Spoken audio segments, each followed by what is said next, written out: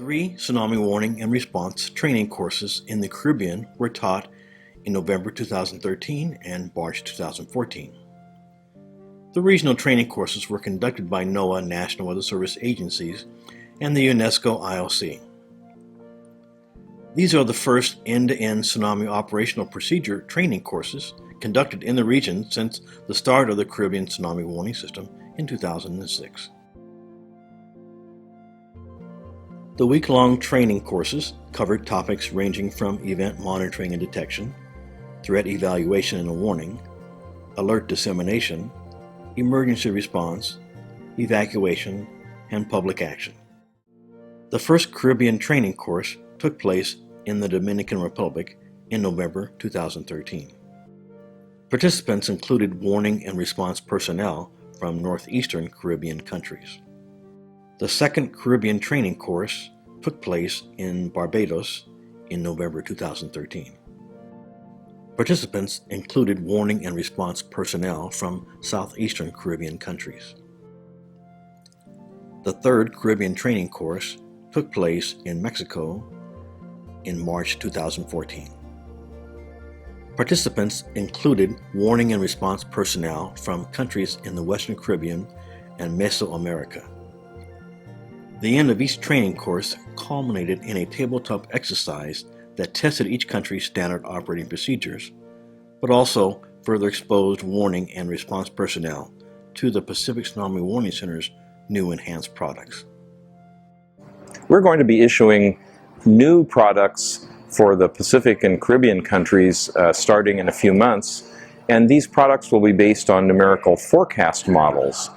Instead of actually issuing warnings, watches, or advisories to the countries, we will be giving them information about the expected amplitude levels of the tsunami along their coast.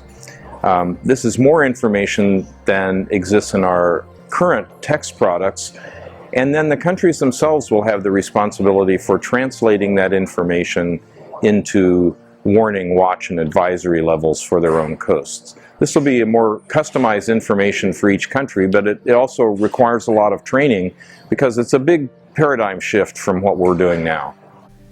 Each exercise simulated a realistic tsunami scenario that could impact the region.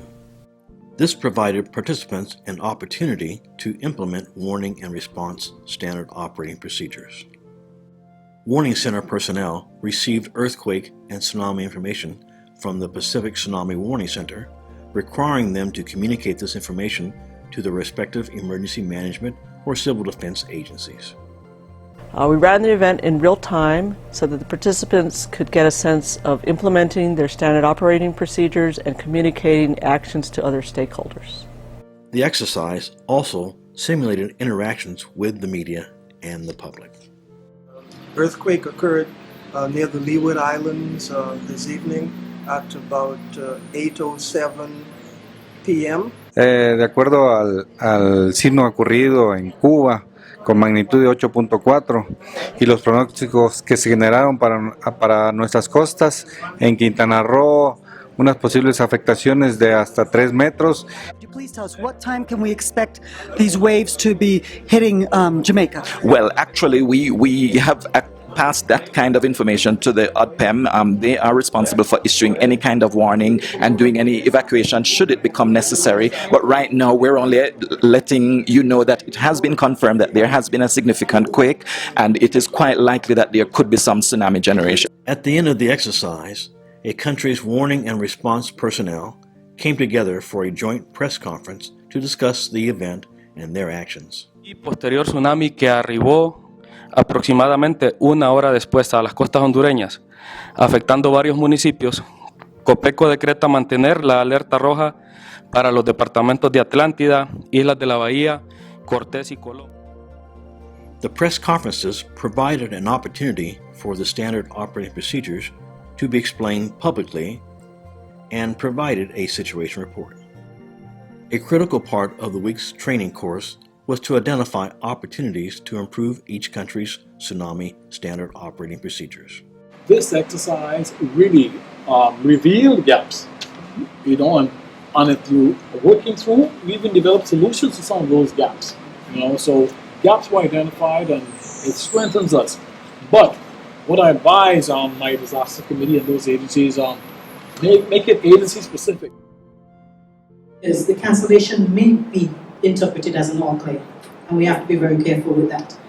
We need to put in specific guidances for what a cancellation message is and what an all clear is for tsunamis. We cannot mix up the two. We have to make sure the public knows. The final activity of the week was to discuss the next steps toward improving the region's tsunami warning and response.